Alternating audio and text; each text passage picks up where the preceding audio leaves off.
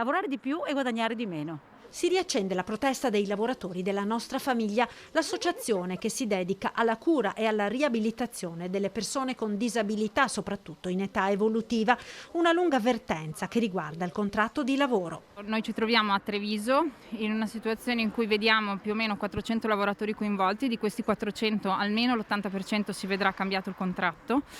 E si vedrà cambiato il contratto non solo dentro la tenuta del contratto nazionale, ma con un innalzamento delle ore di lavoro, quindi da 36 a 38 ore, e un abbassamento delle retribuzioni. Quello che noi vogliamo dire oggi alla nostra associazione che vuole applicarci questo contratto peggiorativo è che noi non ci stiamo ad essere declassati in questo modo e a non vedere riconosciuta la nostra professionalità. Un lavoro delicato, impegnativo e fondamentale per tanti bambini e ragazzi con disabilità.